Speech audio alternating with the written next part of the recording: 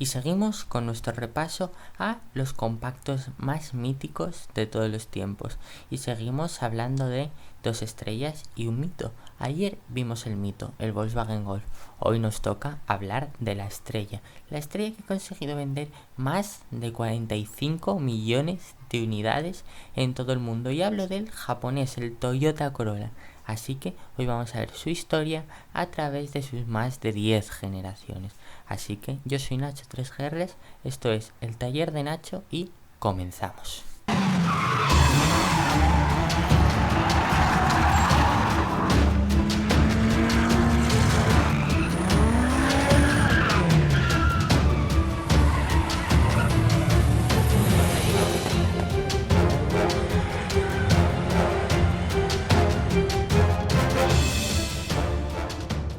Bien, y continuamos esta serie sobre los segmentos C más populares. Hoy nos vamos con el Toyota Corolla, el que ha conseguido ser el coche más vendido del mundo, con más de 44 millones de unidades a sus espaldas. Hoy no tenemos un Corolla, tenemos un Auris, que es lo mismo pero con el nombre español. Bien, además el Toyota Corolla es el Toyota más vendido, ya que 1 de cada 5 Toyotas son un Corolla. Si hacemos cálculos desde su nacimiento hasta 2016, se han conseguido vender 1,6 Toyotas cada minuto, Toyotas Corolla cada minuto. Es decir, que cada 35 segundos un Toyota Corolla salía del concesionario. Simplemente impresionante. Bien, si nos remontamos a los orígenes, el coche vio su origen en Japón, como no podía ser de otra manera, en 1966, con dos carrocerías distintas, una sedán y una familiar de 4 puertas. Bien, el mítico nombre de Corolla proviene del latín y significa flores, ya que floreció al final en todo el mundo, primero siendo el coche más vendido en Japón y después, tras su exportación a Europa en 1977, siendo el coche más producido de Toyota fuera del país. Bien, por tanto sabemos que en 1967 Toyota comenzó a exportar Corollas hacia Europa y además se empezaron a necesitar fábricas en el viejo continente. Bien, en el 68 comenzaron las exportaciones a Estados Unidos y el Corolla siguió con su globalización. Bien, ese mismo año también comenzamos a ver Corollas en Australia y en Malasia, casi por todo el mundo. Bien, de tal forma esto fue la globalización de este modelo japonés. En el 67 hacia el viejo continente y en el 68 hacia Estados Unidos, Malasia, etc. Bien, así que esa fue su globalización, la que consiguió vender más de 3.670 unidades de Corolla al día. Bien, por tanto ahora vamos a ver la evolución de este coche que logró sacar al mercado más de 10 generaciones, algo que pocos coches pueden decir.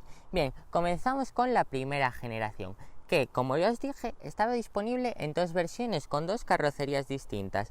Nació con suspensión McPherson delantera, caja de cambios manual de 4 velocidades y sobre todo con la intención de ser un coche cómodo y amplio, con ganas de llegar a ser incluso un coche con aire deportivillo.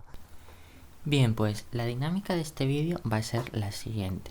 Con el coche haremos una presentación de cada generación como la que acabáis de ver y después mediante una voz en off hablaremos más pormenorizadamente de cada generación. Pues bien, la primera generación del Corolla se conoció con el nombre de Corolla E10, Corolla Serie 10. Bien, como ya os dije, fue lanzado en Japón en octubre de 1966. Bien, venía con las carrocerías que acabáis de ver y el motor que pretendía ser usado originalmente era uno de 1 litro, pero fue cambiado por un 4 cilindros en línea de 1077 centímetros cúbicos, bien con 8 válvulas y carburador que entregaba 60 caballos. Además encontramos un motor de 1166 centímetros cúbicos con 65 caballos. Bien, después esos motores fueron aumentados la potencia, mejorando su eficiencia y añadiéndole 13 caballos a cada uno. Bien, como ya os dije, teníamos una transmisión de 4 velocidades con la opción de acoplar una caja de 2 velocidades automáticas. Bien, la segunda generación del Corolla nació con unas líneas bastante curvas, muy enemigo de las superficies rectas. Bien, con un chasis bastante más bajo, bastante más confortable, enfocado para familias que requerían sobre todo un buen confort de marcha. Lo vimos con 4 tipos de carrocería, conociendo la mítica Toyota Corolla Levin. En mayo de 1970 se presenta la segunda generación del Toyota Corolla, el que conoceríamos como Serie 20. Tenía motores más grandes y una carrocería que crecía en 10 centímetros. Bien, la mayoría de la producción de este Toyota Corolla cesó en julio de 1974, pero el familiar se siguió comercializando en Japón después de que llegara la tercera generación. Si nos vamos a las dimensiones, en longitud faltaba 5 centímetros para llegar a los 4 metros. En cuanto al ancho, superaban por 6 milímetros el metro y medio. Y en cuanto a alto, teníamos 1,34 metros. Bien, la batalla era de 2,33 metros. En cuanto a las motorizaciones, teníamos infinidad, desde el 1.4 de 86 caballos para la versión de 4 puertas hasta el modelo de 1588 centímetros cúbicos del acabado Levin, con la carrocería, como ya sabéis, coupé. Teníamos también acabados familiares, sedán y otras muchas carrocerías. Bien, la tercera generación del Corolla vendría marcada sobre todo por las serias normativas antiemisiones que marcaba el gobierno japonés. Bien, así incorporó por primera vez los conversores catalíticos, es decir, los catalizadores, y se metió por primera vez el coche al túnel de viento para marcar aerodinámicamente la carrocería. Bien, por tanto, en abril de 1974 se vio un Corolla más redondeado. Así nacía la tercera generación. Un coche grande, pesado, pero no por ello menos veloz, sino que además mejoró mucho las prestaciones con respecto a las generaciones anteriores, sobre todo por lo que os acabo de decir, por esa incorporación del túnel de viento en el proceso de diseño, que consiguió crear una carrocería más bonita, más aerodinámica sobre todo. Bien, la gama de este modelo se completó con una carrocería 2 puertas liftback, es decir, coupé, y se dio el código E30. Bien, a los Sprinters se le dio el código E40 y posteriormente, en marzo de 1979, todos los modelos que se denominaban por la serie E30 fueron sustituidos por los E50 y los modelos E40 fueron sustituidos por los E60. Bien, en cuanto a dimensiones, pues tenemos una longitud de 3,99 metros, un ancho de 1,57 y un alto de 1,37. La batalla llegó a ser de 2,37 metros. Cuarta generación. Una cuarta generación en la que los ingenieros se replantearon totalmente el aire del coche para crear un modelo familiar, lujoso, pero a la vez económico y con buenas prestaciones. El ideal del coche perfecto japonés por entonces. Bien, de tal forma, tras más de 400 horas en el túnel de viento, la silueta del Corolla quedó definida, con unas líneas mucho más cuadradotas, pero a la vez mucho más aerodinámicas y eficientes. Pues poco más que añadir sobre la cuarta generación. Esta se denominó con el código E70, es decir, la serie 70 del Toyota Corolla, siendo aún así la cuarta generación. Bien, nació en marzo de 1980 con un diseño, tras haber pasado por el túnel de viento, mucho más afilado. El Toyota Corolla tenía un cambio en la parrilla, en los faros, en las luces, mientras que el coupé tenía un diseño bastante más complejo, con un cambio en sus líneas exteriores. En cuanto a motores, tenían los 3A y los 4A, con un simple árbol de levas en cabeza. La mayor parte de la generación fue sustituida en 1984, pero las versiones familiar y furgoneta abandonaron el mercado a finales de 1987. En cuanto a dimensiones, la longitud superaba por 5 centímetros los 4 metros, por 11 centímetros de ancho el metro y medio, y tenía una altura de 1,38 metros. La batalla crecía hasta los 2,4 metros exactos. Bien, de tal forma seguimos avanzando en generaciones, y en la quinta generación pudimos ver cómo Fumio Akitsuma creó un coche que quería ser tan innovador como el de la primera generación. Tanto es así que fue el primer Toyota Corolla diseñado mediante ordenador. Mediante ese diseño por ordenador pudo crear ese icónico UX Design. Bien, si nos vamos a la técnica, pudimos ver el primer Toyota Corolla con tracción delantera, algo que era muy innovador para la época y sobre todo un reto para los ingenieros. Aún así, además de los Corolla con tracción delantera, pudimos seguir viendo modelos con tracción trasera, pero eran la rareza y fue la última generación en la que pudimos ver este tipo de modelos. Sobre el Toyota Corolla de quinta generación poco más hay que añadir, solo decir que se denominaba con el código serie 80 E80 y que también en Estados Unidos fue comercializado bajo el nombre de Chevrolet Nova de quinta generación y fue comercializado entre 1985 y 1988 con una colaboración conjunta con General Motors y Toyota. Bien, es el Toyota Corolla más popular si se compara con sus contemporáneos. Se llegaron a producir cerca de 3,3 millones de unidades y, como ya os dije, fue el primero en producirse con tracción delantera, a excepción de algunos modelos que se comercializaron con tracción trasera. En cuanto a dimensiones, existen diferencias entre Japón y Estados Unidos. El modelo japonés es 10 centímetros más corto que el de los Estados Unidos, con 4,13 metros. Ambos son igual de anchos, igual de altos y tienen la misma talla, con 1,6 metros de ancho, 1,3 metros de alto y una distancia entre ejes de 2,43 metros. Para la sexta generación, Toyota quiso apostar por el lujo y la calidad y quiso crear un coche totalmente rompedor e innovador en cuanto a calidad y tecnología. Según Toyota, se necesitaron 2000 mejoras con respecto a la quinta generación para llegar a la sexta generación. Bien, algo parecido además pasó en la séptima, en la cual pudimos ver todavía más innovación y mejoras. De la sexta y la séptima generación del Toyota Corolla vamos a hablar a la vez, ya que tenían grandes similitudes. Bien, cambiaban, la sexta generación se denominaba por serie 80 y tenía un estilo mucho más redondeado y aerodinámico que las anteriores generaciones. Se podía ver con carrocerías sedán, coupé y familiar e incluso versiones de 4 ruedas motrices, todas ellas propulsadas con motores de 1,3, 1,5 y 1,6 litros. Bien, de esta generación podemos destacar sobre todo su robustez y la calidad de sus materiales. En cuanto a las dimensiones y las especificaciones, teníamos un largo de 4,2 metros, un ancho de 1,6, un alto de 1,3 metros, un peso de 930 kilos, un maletero de 440 litros, tenía frenos delanteros ventilados y frenos traseros por tambor.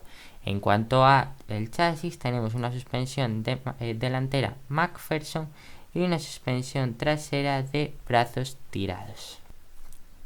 La séptima generación se encontró con mucho menos éxito que las anteriores generaciones, debido a su estructura del chasis que era bastante menos robusta y con menos calidad que la anterior. Bien, por tanto, tuvo una baja aceptación entre los críticos de por aquel entonces. Teníamos, eso sí, un sinfín de motores, desde el 4 cilindros en línea con simple árbol de levas en cabeza de 73 caballos y 1,3 litros hasta motorizaciones diésel de 79 caballos, pasando por motores de gasolina muy potentes de 1,6 litros y 170 caballos. Este coche, además, a pesar de su baja calidad y del cambio de estrategia en cuanto a Toyota, marcó el inicio de la inyección electrónica inventada por la propia firma, por Toyota. Con la octava generación hubo un cambio radical de pensamiento en los ingenieros de Toyota, ya que si el anterior buscaba la perfección técnica, el confort y un mayor lujo, en la octava generación se quiso crear un coche mucho más económico y mucho más enfocado quizá a las clases bajas de la sociedad japonesa de por aquel entonces. De tal forma esto pudo ser quizá porque la economía nipona estaba por los suelos. Aún así, en esta octava generación, a pesar de que el presupuesto del proyecto bajó mucho, no se perdió casi nada de calidad y se siguió con el mismo compromiso que Toyota tenía por la eficiencia y por la seguridad. La octava generación del Toyota Corolla se fabricará desde 1998 hasta 2002. Con este Toyota Corolla cambiaríamos de milenio. Bien, y este cambio de milenio marca también el final del Sprinter y un cambio radical en la concepción del diseño para Toyota con el Corolla. Bien, además con esta nueva generación, en esta serie de cambios, vemos desaparecer los motores convencionales y vemos aparecer la familia de motores VVTi. Ya sabéis que es algo parecido al VTEC de Honda, pero de la mano de Toyota. Bien, la versión de este Toyota Corolla la podemos ver en carrocerías sedán y station wagon. Con la novena generación del Corolla cambiaríamos de milenio, entraríamos en los 2000 y así vimos el primer Toyota Corolla diseñado íntegramente en Europa. Con esta estrategia, Toyota quiso diseñar un coche mucho más global y romper con el pasado de lo que fue el Toyota Corolla. Bien, sin perder la vocación, eso sí, de un coche económico, pero para nada de baja calidad. Pues bien, con la novena generación que se presentaría en noviembre del año 2000 y que se conocería como Corolla E120 o Corolla Serie 120, veríamos un diseño mucho más acoplado al nuevo siglo, al nuevo cambio de siglo, a la nueva concepción del diseño que había en el mercado del automóvil por aquel entonces. Y es que vimos un cambio de diseño radical y también un cambio de diseño en cuanto a los motores, ya que encontraríamos el motor IZZ FE de 1,8 litros para el mercado norteamericano y el motor 3ZZ FE de 1,6 litros para los mercados de América del Sur y Europa. Bien, si nos vamos a Japón, el modelo que encontramos tiene mucha menos longitud y un diseño bastante más sencillo con interiores básicos. En cambio, el modelo de Norteamérica es más lujoso y con una longitud mucho mayor y motores, como ya os dije, de más cilindrada. Bien, con la décima generación del Toyota Corolla veríamos cómo la marca quería dar un paso hacia la globalización. De tal forma quería crear un coche que llegase a todo el mundo. Además, con este nuevo Toyota Auris, por lo menos aquí en España, ya que en el resto del mundo se siguió denominando Corolla, empezaríamos a ver la hibridación en los modelos, como la que tenemos aquí. Bien, por último, en 2018 llegaríamos a la última generación del Corolla. Sí, este ya fue Corolla en todo el mundo, no Auris como este. De tal forma, volviendo Toyota a la antigua generación, consigo también trajo numerosas innovaciones técnicas, sobre todo en su sistema híbrido, ya que ahora el Toyota Corolla no existe si no es con parte eléctrica. Bien, vamos a hablar un poco de la técnica de este modelo. Y es que, como todos sabemos y como os acabo de decir, el Toyota Corolla es un modelo híbrido, asociado el motor a una caja de cambios eCVT, la mítica caja de cambios de todos los coches híbridos de Toyota. Existen dos motores, uno de 180 y otro de 120 caballos. Vamos al de 120. Bien, este es un motor que se ubica de forma delantera transversal y el motor de combustión ofrece 152 caballos a 6.000 revoluciones por minuto y 190 Nm de par. Es un motor de 4 cilindros en línea, como no podía ser de otra manera, con culata y bloque de aluminios y un motor de carrera larga. Bien, cuenta con 2 litros de cilindrada y una relación de compresión de 14:1. En cuanto al motor eléctrico, pues tiene 109 caballos y 202 Nm de par. El motor eléctrico, por curiosidad, funciona con 216 voltios, bien proporcionados por una batería de níquel metal hidruro, como la que tenemos aquí atrás. Por el contrario, el motor de 122 caballos funciona con una batería de iones de litio. Bien, en cuanto al chasis, tiene la configuración habitual en la mayoría de segmentos C: suspensión McPherson delantera y suspensión multibrazo trasera. Bien, y ya hemos visto el repaso a la historia del Toyota Corolla, un breve repaso a todas las generaciones, que no son pocas, de este icónico modelo. Bien, Ahora, solo nos queda un coche. Ya hemos visto el Volkswagen Golf y este. Solo nos queda un único viaje. ¿A dónde será? Pues supongo que lo habréis adivinado, y es que el último viaje que haremos para descubrir los 3 compactos más míticos de toda la historia del mercado del automóvil será de vuelta a España. Sí, en el próximo vídeo hablaremos del Seat León, un coche que ha sido una estrella en el mercado del automóvil español y que no lo ha hecho mal en el resto del mundo. Así que este será nuestro último mito. Hasta la próxima, cuidaros.